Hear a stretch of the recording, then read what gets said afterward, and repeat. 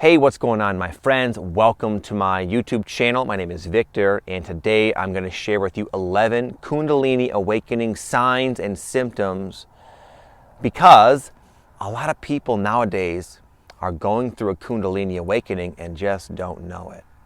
And if you watch my channel, you know I sometimes share about my awakening experience with the Kundalini, and it was very obvious and just very earth-shattering. So to me, it was kind of a no-brainer to start seeking out like what the heck all that was. But a lot of people, it's not like that. It's more subtle. It kind of sneaks up on them, and yet is the same profound, transformative experience that you hear about on YouTube and in the books and just from people around the world now going through these profound shifts. Many of you are going through the same exact energetic upgrade and shift and just don't know it. And this video will share with you 11 common signs and symptoms that I hear from people like you every single day. I've dedicated my life to helping people with their awakening, because when I had my Kundalini awakening about a decade ago, there was not much out there. So the point of me saying that is I hear from a lot of people from all walks of life, from all over the world, experiencing these same symptoms. And there's just a great many of you, especially now, that are going through this profound, like life-changing, grand awakening and have no idea. So I want to share this video to help sort of wake you up to the fact that you're waking up.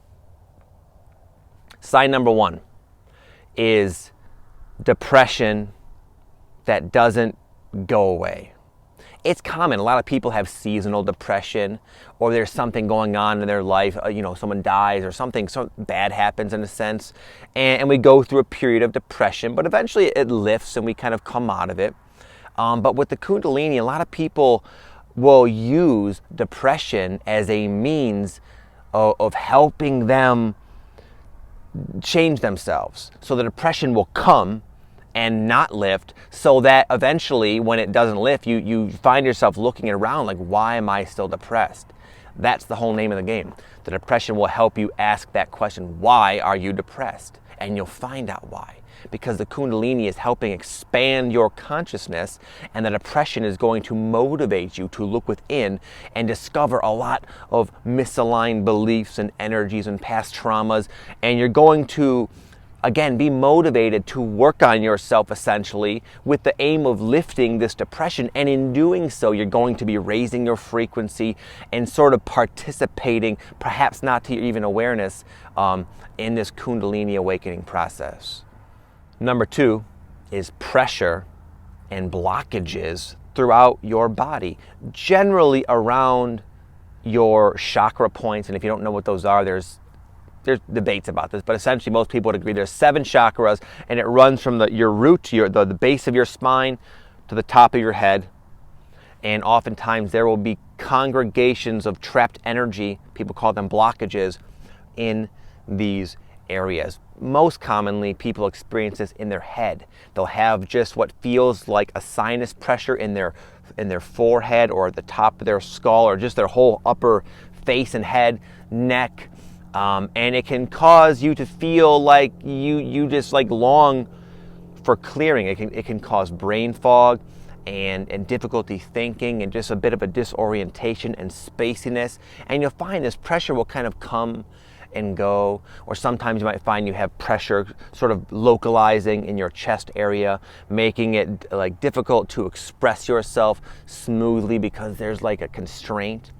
And we experience sinus pressure here and there, but with the Kundalini, it has nothing to do with like your seasonal allergies. It can happen at any time of the year, and it'll just sort of come and go, and it can be kind of noticeable as well. Number 3 is I would predict you have some type of interest in spirituality or a spiritual related topic. Even if you're not sold on Kundalini or what I'm saying, or some of the more woo-woo sorts of types of information out there, you still, I bet, have a book on your nightstand or windows open in your web browser that have something to do with information pertaining to there being more to life than meets the eye. For me, what really opened me up is I was doing a lot of research and just I found a natural fascination with the idea of a near-death experience. I found this one website, I think it was called neardeath.com, and I would sit there on my lunch hour and just read these story after story after story, just enthralled in these amazing tales of people who have died for like a period of 5 or 10 minutes. They talk about their experience, a lot of it having to do with going to heaven and coming back, and it was just mind-blowing to me. And at that point, I wasn't convinced I was going through any kind of awakening, but that there was a natural thirst for something, again, within the spiritual niche. The next one is that you resonate with videos and content and information like this. When you hear something that you're meant to hear, a confirmation or a validation or just that next bit of information that's going to help assist you go further on your path, your body will, what people say, resonate with it. You will feel a harmony with the information. And conversely, information that doesn't resonate, you'll feel it. You'll feel like there's a sense of it being off. Not just a sense, some kind of psychic sense, but there's a physical feeling of when something does not really mesh well with you. But the more you go through this process, the more you'll recognize information and content, situations, people even, that I would just say feel like harmonizes with you, complements your energy where you are at now. And you would not have that resonance with this type of stuff if you were not also on that path. This next one, I will say a growing dissatisfaction with big, perhaps once static aspects of your life, like your career, friends, relationships, where you live, your neighborhood, your house, just your day-to-day experience, you'll start to see differently. And going back to what I mentioned, you'll start to notice, again, more and more and more and more. This will just keep getting more obvious when something is out of place, when something is no longer resonating or in harmony with the new growing you. And there can be a growing dissatisfaction a lot of times we use career as an example. Maybe what inspired you to get into your career, your job, your vocation was real. And for a time, it was perfect. Like for me, I was a personal trainer. I really love to train. I love fitness naturally. I love to help people. And it was totally in sync up until this awakening hit. And then I started to just notice stuff that I didn't before. I noticed that, you know what? I'm trying so hard to help people, and there's just such a small fraction of people who are responsive to the depth of transformation I'm attempting to take them through, among many other things. And it was not just like, well, you just got to be grateful for what you have. That's true, we should, but it was more like it just continued to go in that direction to a point where I was like, you can't be doing this for the rest of your life. You will be seriously unhappy if you don't somehow make some kind of change, even though that's kind of a lot to take in. Like, wow, you put all this time into this career and now you can't help but deny it's not right for you. That's kind of there's a big burden there. You got a big shift that you're going to inevitably have to make. But I can tell you this, that growing dissatisfaction will only continue to grow. And that's for your own good, because you are changing. The way you're changing is you're becoming more of your true self. And as a result, you're going to start noticing things that are not really representative of your true self. And this growing dissatisfaction is going to compel you to make changes that will greatly improve and enhance and enrich your life. Sort of the other side of the coin to this is you might notice that there is a feeling of emptiness, like something is missing. I noticed this when I was in my early 20s. My father-in-law bought my wife and I, and we had a new child. On paper, this awesome life. We had this big, brand new construction house, and I had my personal training career, and everything on paper was good. And I would find myself sitting in this house, like looking up, like at the large vaulted ceilings, and wondering, why is this not enough? Why am I not happy? And I thought, man, you're just ungrateful, bro. You just need to like wake up, because there's a lot of people who don't have it nearly half as good as this, and you're sitting here kind of sort of complaining in your mind. But I told myself that over and over and over. But eventually, that growing sense that something is missing became overwhelming, And it started to kind of, compel my wife and I to finally move and really take more drastic action to seeking out that greater sense of fulfillment that was becoming more important to me. I realized that my life situation, the structures, the things in my life really ultimately had very little to do with how I felt inside, and I longed for something more of I had a thirst for a spiritual wholeness. And a lot of people, they'll find themselves feeling like depleted and depressed and just melancholy and just dissatisfied with their life, and something's missing. And yeah, those are not good symptoms. No one likes to feel that way, but you were just going to otherwise coast along in this mediocre existence had you not become more aware of the fact that your life could be like a million times better. So these symptoms, if you take one thing from this video, are going to help motivate you to take action in ways that will enrich your life big time. You might be feeling very sensitive, noticeably way more than usual sensitive to everything, to people, to noise, to busy circumstances, to music, to darkness, to the darker like movies and music. It's like, whoa. And also to light. When you see an expression of an altruistic sort of deed, and you see someone perform a random act of kindness, you might find yourself right there in the grocery store getting choked up.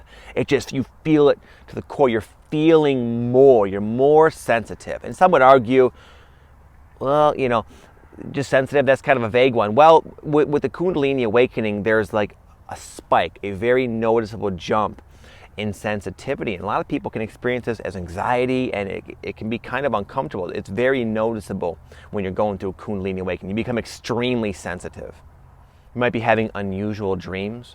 I started having dreams of what I can suspect, just through speculation, as past lives. I would dream about myself. It was myself in the dream, the person, the perspective, the consciousness I know, but I looked different. I was a different character.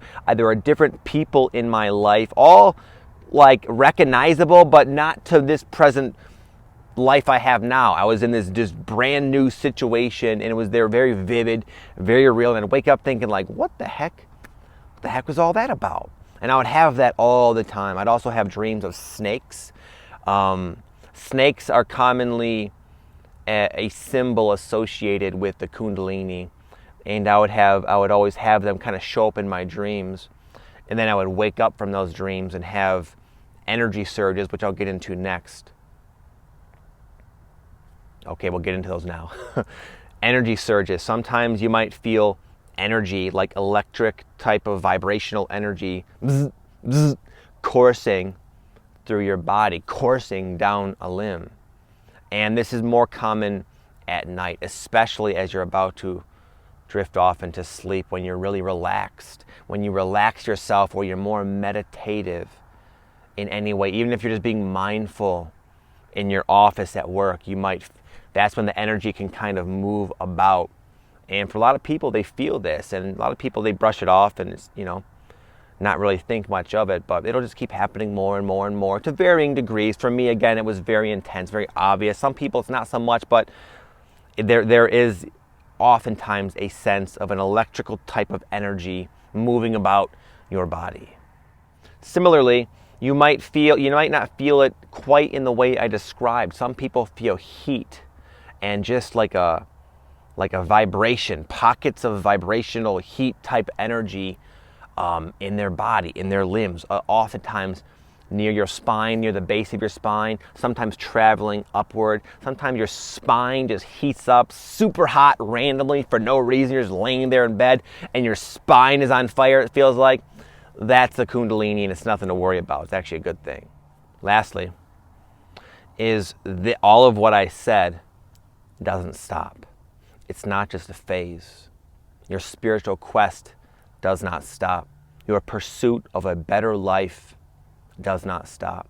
Your quick, forward life changes do not stop. You just are now on this path of a radical transformation. These are just symptoms, tangent I would say best to ignore symptoms of a greater transformation going on with you. It's not about the heat, it's not about the energy, it's not about all the cool little gifts that people associate with Kundalini. It's about you becoming a fuller expression of the truth of who you are. And in doing so, you radiate a different frequency out there into the world, to your friends, to the passerbys on the street, and you help uplift people. You're like an antenna for a higher frequency, soul-like energy. And the Kundalini energy is helping you clear away all that is obscuring and obstructing this real you that is now attempting to emerge. It's a beautiful, wonderful, highly transformative, highly fulfilling process you're going on, and the symptoms will subside substantially, and you will deem this whole escapade as worth it, okay? And I wish you nothing but the best on your path. My name is Victor, and I help people with their awakening. It's what I do. If you resonate with this video, then I would recommend subscribing. If you want to hear more videos and hear more from me about these types of topics, I'm here for you. It's my passion to help folks just like you, and I wish you all nothing but the best, regardless on your path. Have an amazing day. Namaste.